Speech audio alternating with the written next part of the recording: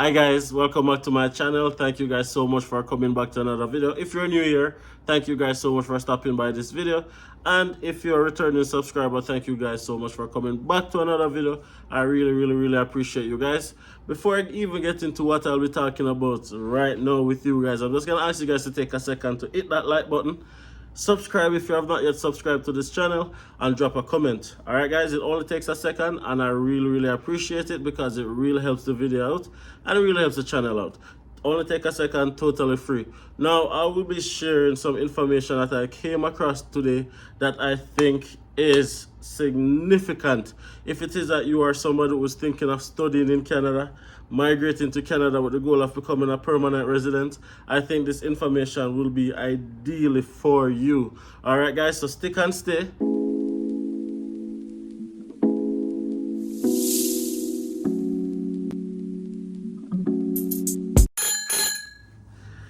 Okay, good to see that you guys are still here. So what am I going to be talking about, guys?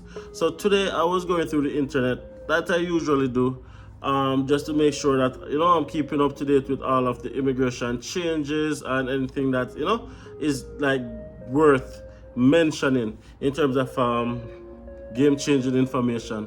And I became aware of something today. Now I'm gonna be very clear and say that I'm not an immigration consultant, I'm not an immigration lawyer, affiliate, past worker, none of the above.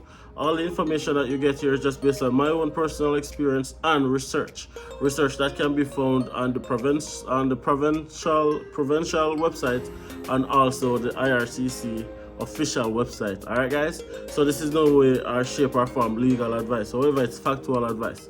Now what I became aware of, guys, is an opportunity for international students to become permanent residents a lot quicker in the province of Saskatchewan. Right now, formally, before finding out this information, I know that all provinces have their very own immigration pilot programs, kind of thing, their own immigration streams that person can use to be qualified for permanent residency as long as they are willing to live within that particular province. Now, in doing my research, guys, I became aware of a immigration pathway in the province of Saskatchewan that I was not aware of, and I think is significant for international students specifically. Now, there's different immigration streams in all the provinces. Now, if you guys are interested in learning about the different province immigration stream, what you can do is to go on the provincial website and then go on our ways you can migrate to a particular province, and then it takes you there and see all the immigration pathways. So in this video I will be talking specifically about the international student pathway in the province of Saskatchewan. Now, a lot of persons are always conflicting about, should I do a 1-year program or should I do a 2-year program? Because as we all know, when you do a 1-year program, you are eligible for a 1-year postgrad work permit, and when you do a 2-year program, you're eligible for a 3-year postgrad work permit. So because of that, a lot of persons usually gravitate towards the 2-year program so that they can extend their eligibility room to become permanent residents. In terms of, typically speaking, you would have to work for at least 1 year before you're eligible for permanent residency eligibility. That is now a thing after pass in Saskatchewan, apparently.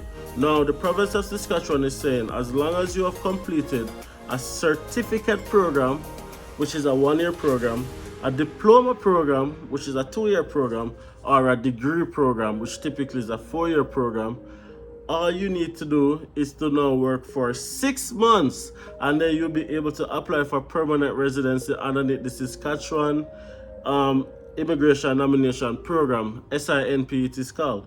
I'll drop the link underneath the video description, guys, so you guys can go and look at it and go through it and see that, if it's eligible for you. Now, the thing is, you have to go to a college within Saskatchewan.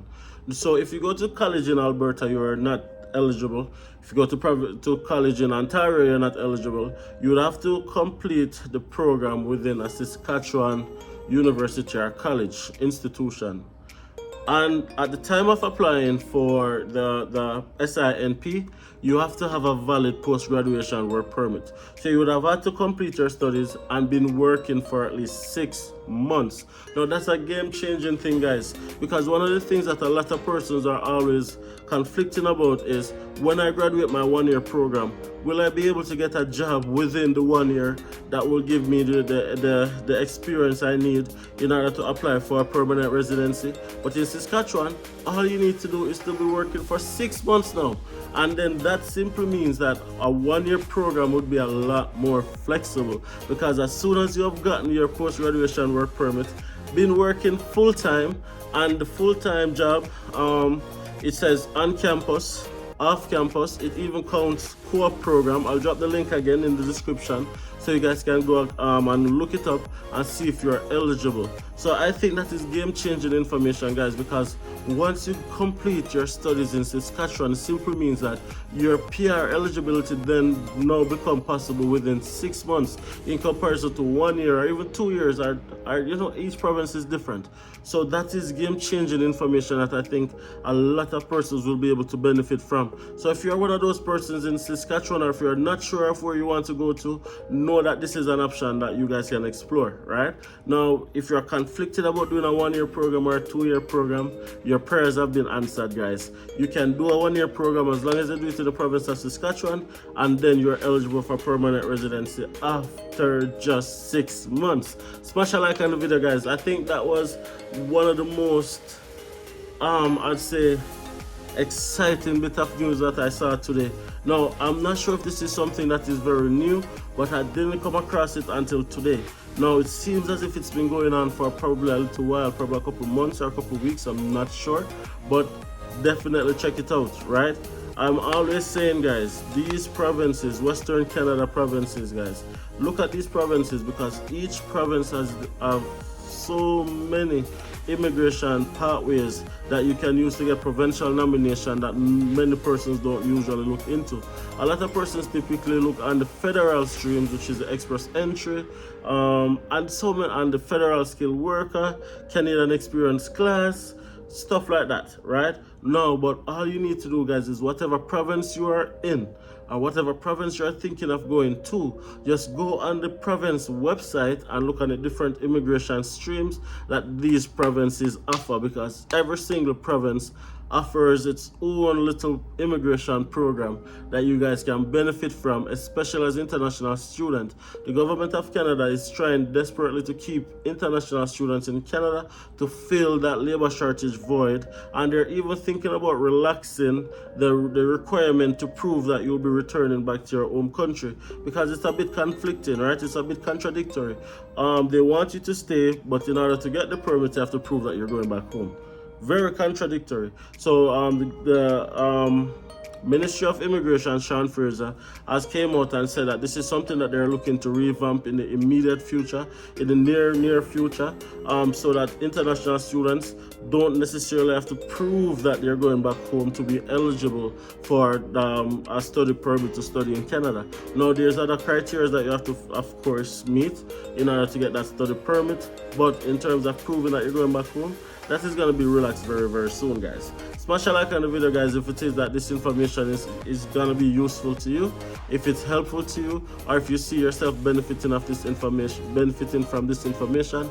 Don't hesitate to subscribe to my channel, guys. As soon as I find out about a new pathway, I always come on and I share it, and we'll talk about it a little bit so that persons can know the different avenues that you can migrate to Canada, not only through study, but also through permanent residency, work permit route. There's so many different ways that you can use to migrate to Canada.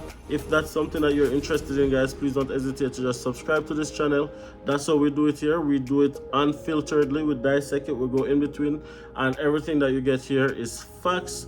As I said, though, I'm not an immigration consultant. This is not legal advice. Please fact check it. Go on this Saskatchewan Immigration Nomination Program website, and then you'll be able to see exactly what I'm saying. The link will be in the description. Share this video if you believe that this video will be helpful for somebody who's thinking of studying in Canada and is conflicting about where they should go, or if they should do a 1 year or 2 year program. Share this video, guys, so that they can know that this is an option.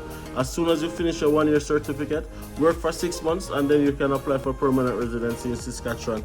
Alright guys, it's always a pleasure talking to you guys. Just a quick sit down just so you guys can know that this is an option.